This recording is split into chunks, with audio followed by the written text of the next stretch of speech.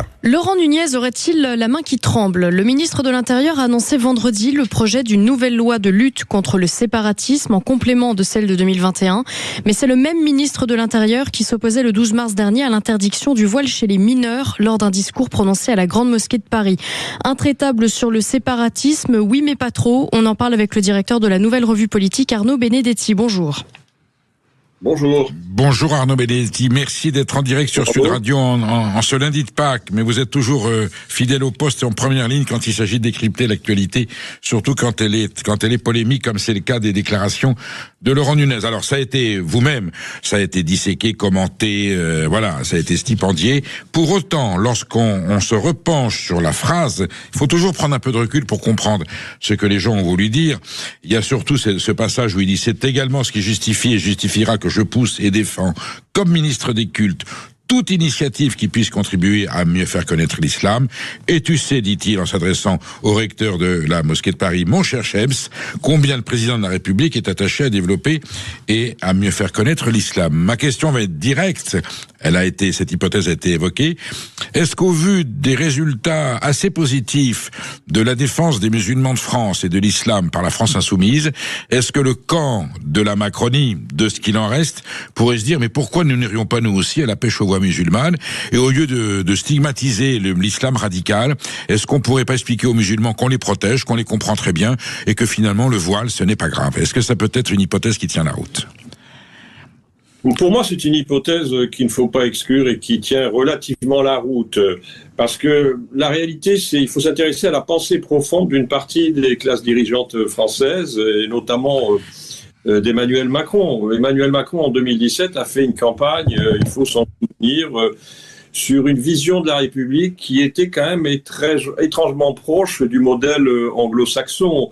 Il flattait les communautarismes. Souvenez-vous de ce fameux discours de Marseille en pleine campagne avec M. Castaner où il en appelle à toutes les communautés qui constituent le camailleux de la cité phocéenne.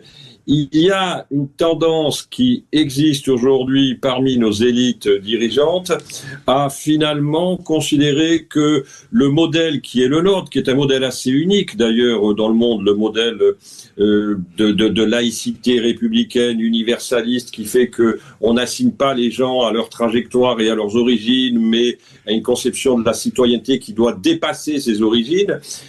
Cette vision, elle n'est pas partagée partout dans le monde et que mondialisation oblige, une partie de nos élites, finalement, aujourd'hui, sont plus proches de ce modèle, même si, lorsqu'ils sont en position d'exercer le pouvoir, ils sont évidemment contraints de défendre la vision traditionnelle de la République. Moi, je crois qu'il y a quand même cette pensée profonde qui agit au plus profond de l'État en France et qui fait que, malgré les préoccupations de l'opinion publique, parce qu'il y a une inquiétude de l'opinion publique, tous les sondages le montrent par rapport à la montée des communautarismes et des séparatismes, considère que les stratégies d'accommodement sont un moyen finalement de résoudre les conflits et de dépasser éventuellement les tensions qui peuvent exister dans notre société. Est-ce que c'est la bonne voie? Moi, je ne le pense pas personnellement. Je pense que c'est une voie de reddition, une voie d'abdication.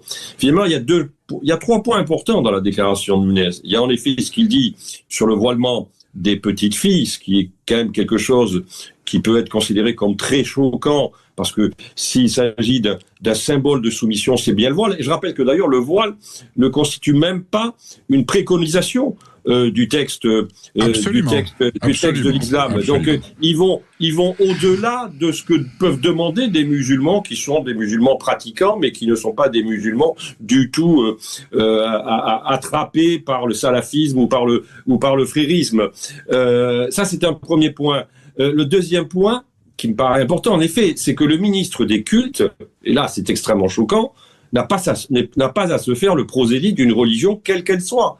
Et là, en l'occurrence, lorsqu'il dit « je vais m'astreindre », sous couvert d'ailleurs du président de la République, à mieux faire connaître l'islam, il sort totalement de son rôle de ministre des cultes, qui est de garantir la neutralité. Ça, c'est, je crois, le deuxième point extrêmement important. Arnaud Benedetti, prolonger votre explication, effectivement, imaginez que on recrée le contexte, le ministre de l'Intérieur s'exprime, allez, imaginons à Notre-Dame ou dans un endroit qui dépend de l'archevêché de Paris, et s'adressant à l'archevêque de Paris, Laurent Ulrich, il dit « Et tu sais, mon cher Laurent, combien de présidents de la République est attaché à développer et à mieux faire connaître le christianisme ?» Je pense que cette déclaration aurait suscité des polémiques plus violentes que n'en a suscité sa déclaration à la mosquée.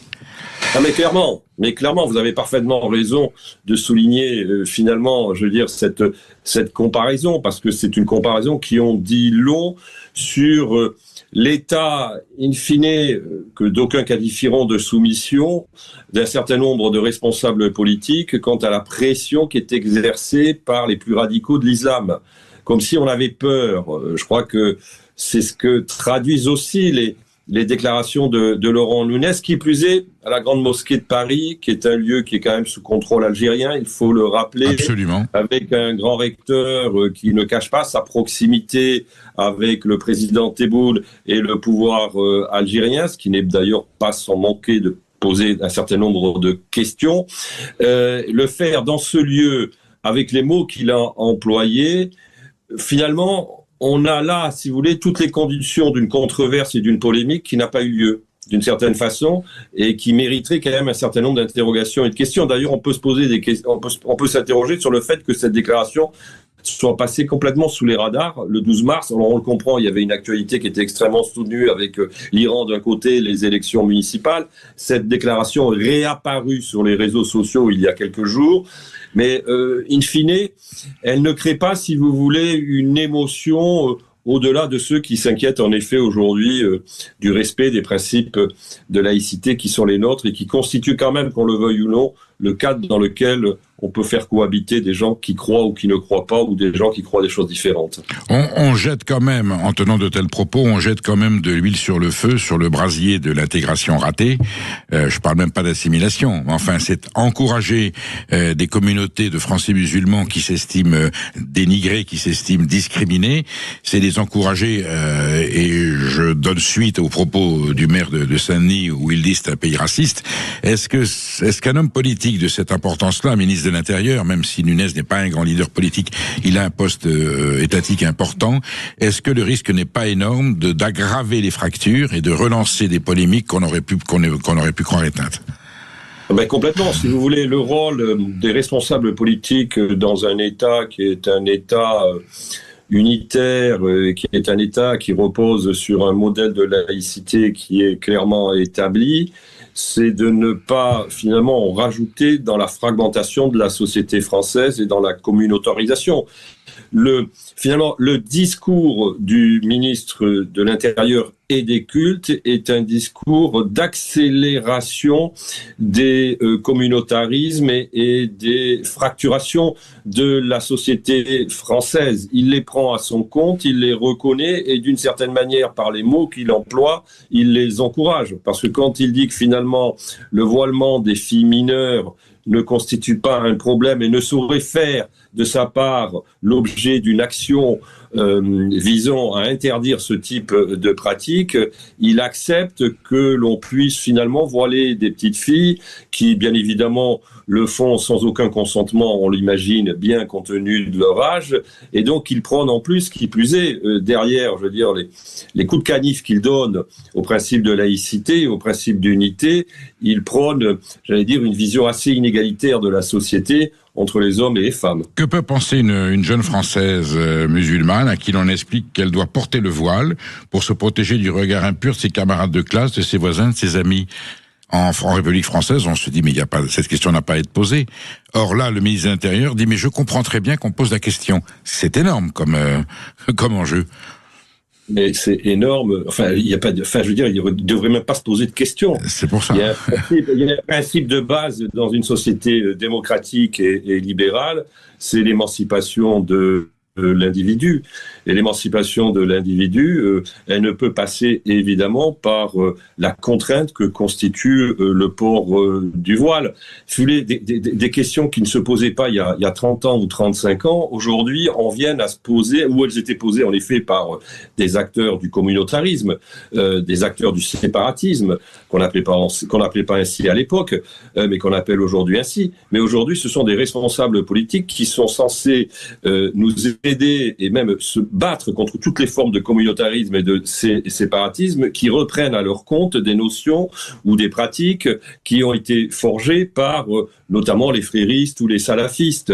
D'ailleurs, ce qui est très intéressant aussi dans sa déclaration, on n'a pas insisté là-dessus, c'est qu'il met en cause ceux qui posent la question de la compatibilité finalement de l'islam et de la laïcité, qui est une question qu'on peut se poser dans un débat intellectuel et dans un débat politique, reprenant de manière implicite la notion d'islamophobie, qui est une notion qui a été forgée là aussi par les frères musulmans pour empêcher toute question autour de l'islam. On a le droit de s'interroger sur les religions, on a le droit de s'interroger sur le christianisme, on a le droit de s'interroger sur le judaïsme et on a le droit également de s'interroger sur l'islam. Arnaud Benedetti, vous serez bien d'accord, le ministre de l'Intérieur et des cultes, il a insisté, et là pour s'assurer dans le cas de la 1905 que les cultes sont protégés bien entendu, mais qu'ils doivent se limiter à la sphère privée et en aucun cas à la sphère publique. Je pense que les choses sont claires dans le texte de la loi. Très clairement, vous avez parfaitement résumé ce qu'est la philosophie de la laïcité et de la loi de 1905, c'est-à-dire que on n'a rien contre les religions, on leur permet bien évidemment de pouvoir s'exprimer et on permet aux croyants de pouvoir pratiquer leur religion, mais les religions ne peuvent en aucun cas, disons, imposer la norme qui est la leur dans la société civile et dans la cité. Merci Arnaud Benedetti pour votre témoignage et bien entendu, Merci. Je pense que cette affaire en rapporte probablement une suite politique et j'aurai besoin de votre avis le moment venu. À très bientôt Arnaud Benedetti. Avec plaisir, merci.